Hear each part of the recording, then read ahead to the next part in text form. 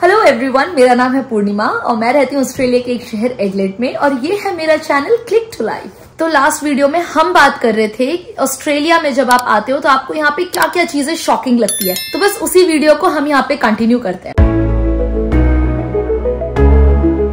तो जो सबसे ज्यादा शॉकिंग चीज आपको यहाँ पर आकर लगेगी वो है यहाँ की इंग्लिश, राइट। तो अगर आपको ये लगता है कि आपको बहुत अच्छी इंग्लिश आती है और आपने अपनी कंट्री में बहुत अच्छी इंग्लिश सीखी है, यहाँ पे आने के बाद सब उल्टा होने वाला है, क्योंकि Australian English accent is the most difficult accent. आपको समझ ही नहीं आएगा ये लोग क्या बोल देंगे और आप बस सोचते रह जाओगे कि ये बोलकर क्या चले गए, क्योंकि यहाँ की English is a very different. यहाँ का जो एक्सेंट है वो बहुत डिफरेंट है और यहाँ पे लोग काफी सारे स्लैंग्स यूज करते हैं इंग्लिश बोलते वक्त, जिनसे आप यूज टू नहीं होते हो। धीरे धीरे आपको चीजें समझ आती हैं, आपको पता चलता है अच्छा ये स्लैंग इस चीज के लिए यूज होता है। जैसे फॉर एग्जाम्पल यहाँ पे जो हम लोग हमारी कंट्री में फ्रेंच फ्राइज बोलते हैं, यहाँ पे फ्रेंच फ्राइज को चिप्स बोला जाता है और हम लोग चिप्स बोलते हैं, जो चिप्स खाने वाले जो अंकल चिप्स और वेफर्स जो होते हैं हम लोग उन्हें चिप्स बोलते हैं, बट ये लोग फ्राइज को चिप्स बोलते हैं। तो अगर आप यहाँ पे आ रहे हो और अगर आपको कोई बोल रहा है कि डू यू वांट चिप्स, तो ये मत समझना कि आपको बोल रहे हैं कि आपको लेज या अंकल चिप्स वाले वेफर्स चाहिए। हाँ, वो आपको बोल रहे हैं कि क्या आपको फ्राइज चाहिए या नहीं।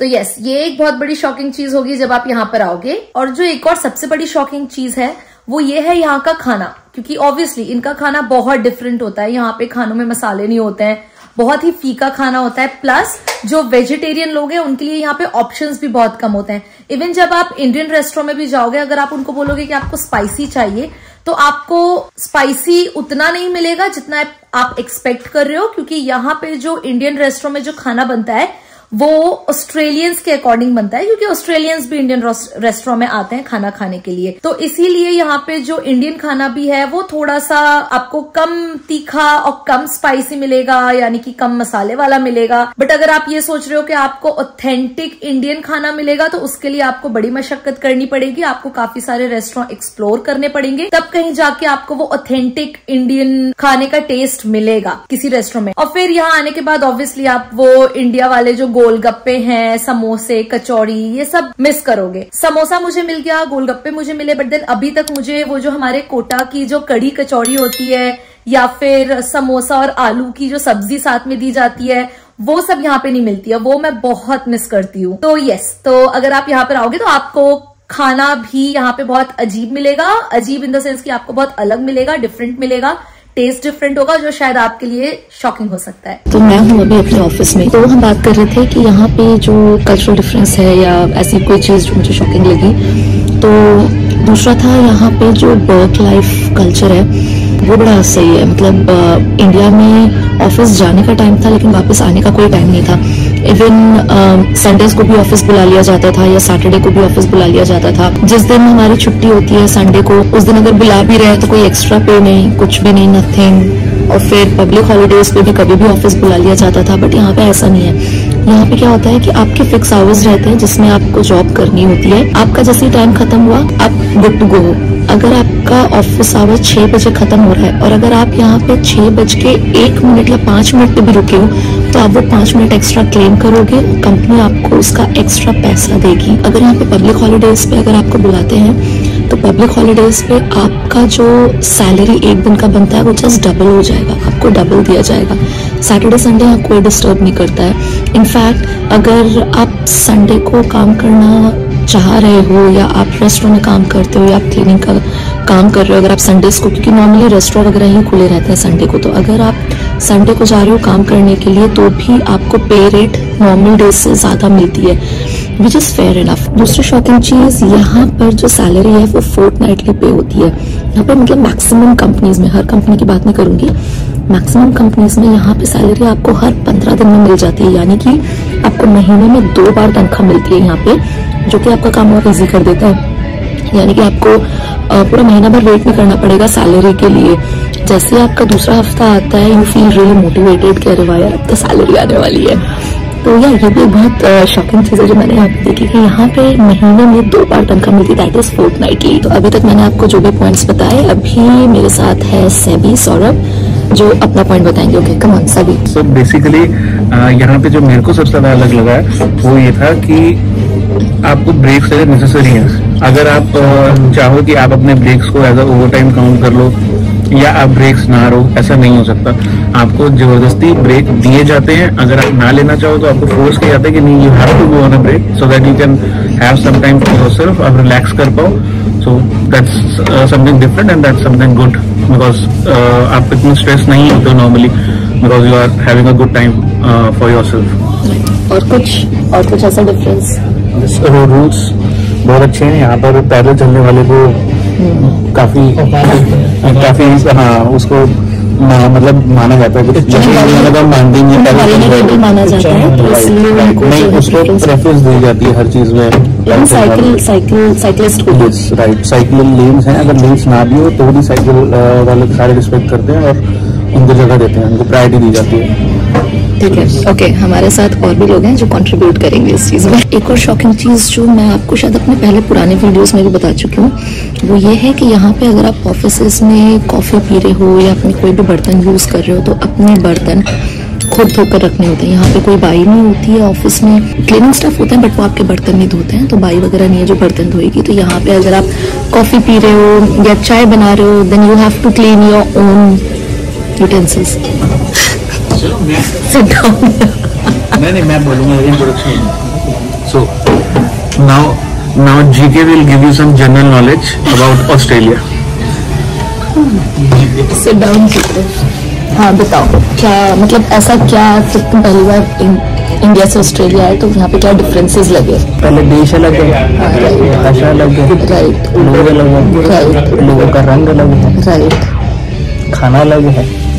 हाँ खाना तो बहुत प्रॉब्लम है यहाँ पे। जो वेजिटेरियंस है उनके लिए बहुत प्रॉब्लम है यहाँ पे। मैकडी में आपको वेजिटेरियन मील, हाँ एग्जैक्टली वेजिटेरियन मील, अंग्रेज आज में 2 मिलेंगे, फिर ओपोटो में 2 मिलेगा, सबवे में 2 मिलेगा, पिज़्ज़ा हट में 3 मिलेंगे। तुम्हें कितना टाइम हुआ है? 3 महीने। तुम्हें 3 महीने में सब एक्सप्लोर कर लिया। Expectations are always different. We think that we'll go in a country and we'll get job आराम से मिल जाएगी, घर आराम से मिल जाएगा। इंडिया में जैसे होता है कि आपने कॉल करा ब्रोकर को कि हाँ भाई शाम को आ जाओ, घर दिखा देते हैं, सर आ जाओ 6 बजे घर देगा, 7 बजे सिक्योरिटी डिपॉजिट पकड़ाया हाथ में और 8 बजे घर में आ गए। ऐसा नहीं है, 15 मिनट की विंडो मिलती है। हो सकता है कभी कभार आपको 2 घर पसंद हो, सेम टाइम पे 15 मिनट की विंडोज होंगी, so you have to take a preference and they will not move even a single minute.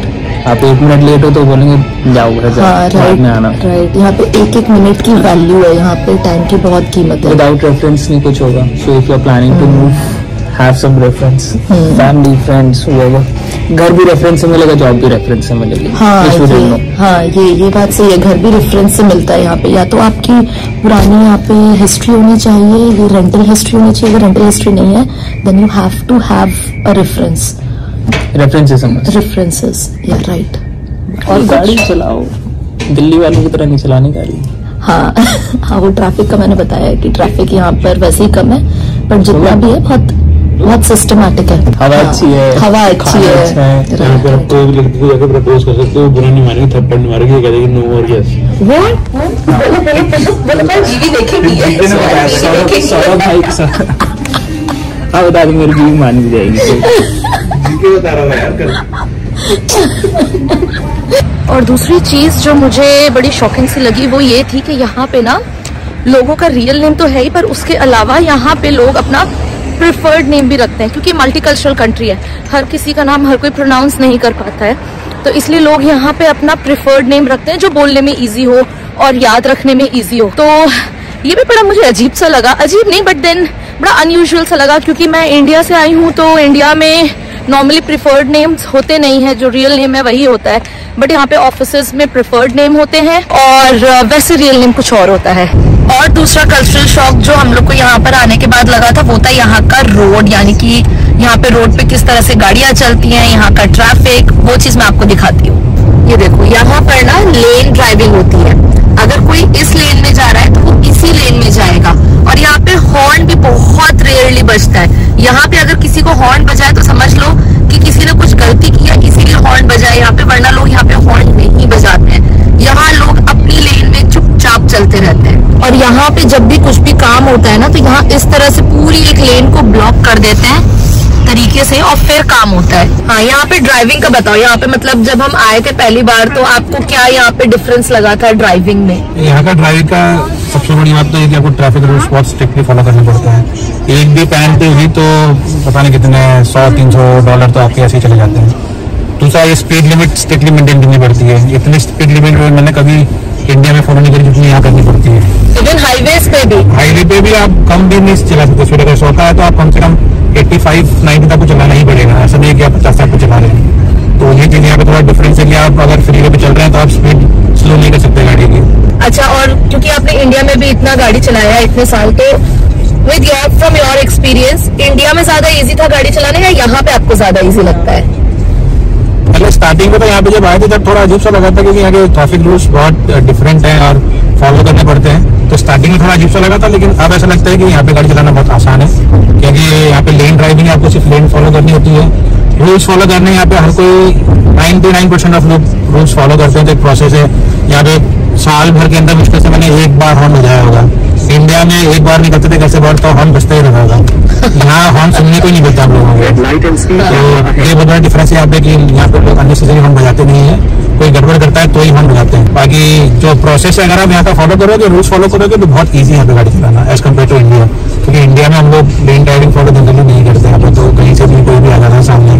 यहाँ पे आपको पता है कि अगर आप सीधे लेना चल रहे हो, अगर किसी को उस लेन में आना है तो बिना इंडिकेटर दिए कोई आएगा नहीं। और अगर कोई आपको दे रहा था यहाँ पे जो गिव वे वाला एक रूल होता है, सबको पता है कि नहीं पहले किसको जाना है और उसी को जाने देते हैं। ऐसा नहीं है कि हम लोग पहले हमेशा रेस में लगे रहते हैं कि पहले मैं निकलूंगा। यहाँ पे गिव वे वाला एक रूल होता है, ट्रैफिक रूल, और प्रोसेस सब फॉलो करते हैं। सेट ऑफ रूल है कि आप किसको पहले निकलना है, कौन लेफ्ट से आ रहा है, कौन राइट से जा रहा है, कौन लेन में मर्ज हो रहा है, किसको लेन से बाहर निकलना है, वो सब रूल्स हैं उसको फॉलो करते हैं। तो बहुत ईजी है यहाँ पे गाड़ी चलाना। और लेन में मर्ज होने के लिए भी जो इंडिकेटर देता है वो ऐसा नहीं कि तुरंत इंडिकेटर दिया और मर्ज हो गए। आपको लेन में मर्ज होने से एटलीस्ट 3 सेकंड पहले इंडिकेटर देना है और आपका इंडिकेटर मिनिमम 3 बार ब्लिंक होना चाहिए। उसी के बाद आप जो है लेन में आ सकते हो, अदरवाइज आप लेन में नहीं आ सकते। अगर उससे पहले अगर आप लेन में आए दैट मीन्स आपने ट्रैफिक रूल तोड़ा है। अब जैसे ये देखो, अमर को इस लेन से इस लेन में आना है तो अमर ने इंडिकेटर 3 सेकंड पहले दे दिया था और तब वो इस लेन में मर्ज हुए। और यहाँ पे रोड पे जो ये आप एरो देख रहे हो उस तरफ टर्न होने के लिए, तो उस वाली लेन में सिर्फ वही गाड़ियां जाएंगी जिन्हें उधर टर्न होना है। सीधे जाने वाली गाड़ी उस लेन में नहीं जाएगी। और आप दूर दूर तक देख सकते हो सारी गाड़ी एक सिंगल लेन में चल रही है। कोई किसी को ओवरटेक नहीं कर रहा है अनटिल अनलेस किसी को लेफ्ट में नहीं मुड़ना हो। यहाँ का मेन ट्रैफिक एक कंसर्न जो होता है कि आपको ट्रैफिक को डिस्टर्ब नहीं करना है। आपको लेन में मर्ज होना है या लेन से बाहर निकलना है, जो भी करना है आपको पहले हमेशा रेयर मिरर में देखना है कि कोई पीछे आ तो नहीं रहा है। आपके गाड़ी इधर उधर टर्न करने से कोई और सडन ब्रेक तो नहीं लगा रहा, तो ये इंश्योर करना पड़ता है। एक और चीज जो मुझे यहाँ पे मतलब काफी अच्छा लगा और काफी डिफरेंट लगा वो ये कि यहाँ पे जब आप बस में जाते हो, अगर आप बस में चढ़ भी रहे हो या बस से उतर भी रहे हो, तो लोग यहाँ पे पहले आप करते कि पहले आप जाओ देन आफ्टर यू।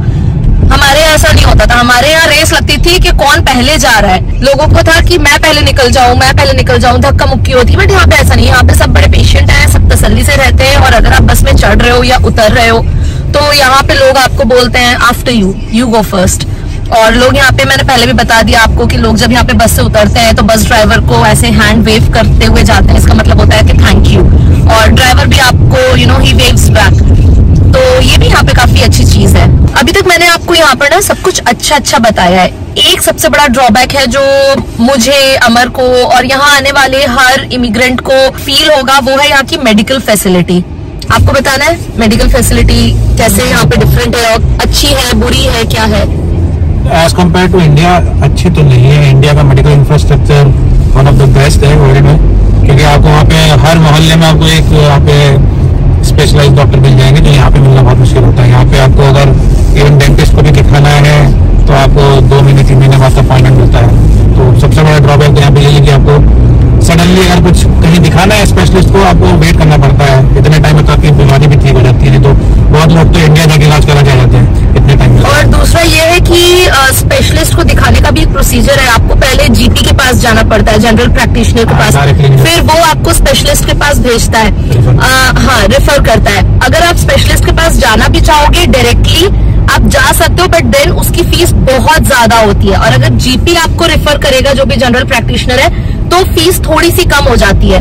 तो अगर आपको पैसे बचाने हैं तो आपको फिर जीपी के थ्रू जाना पड़ेगा, और फिर जब वो किसी स्पेशलिस्ट डॉक्टर का जब वो अपॉइंटमेंट देता है तो मिनिमम आपको 3 महीने का वेटिंग टाइम लगता है स्पेशलिस्ट के अपॉइंटमेंट में। मैक्सिमम तो कोई भरोसा नहीं है, लोगों को 6-6 महीने बाद तक का अपॉइंटमेंट मिलता है। और अगर आपको इमरजेंसी है तो फिर पैसा खर्चा करो और डायरेक्टली स्पेशलिस्ट के पास जाओ। तो यहाँ की medical facility is a very big drawback. तो दैट वाज इट, ये था आज का वीडियो। आई होप आपको ये वीडियो अच्छा लगा हो। अगर आपको ऐसे और भी वीडियोस देखने हैं तो प्लीज मुझे कमेंट करके कमेंट बॉक्स में जरूर बताना। इस चैनल को सब्सक्राइब करना, वीडियो को लाइक और शेयर करना। मैं अब आपसे मिलूंगी मेरे नेक्स्ट वीडियो में। Till then stay safe, stay healthy, bye.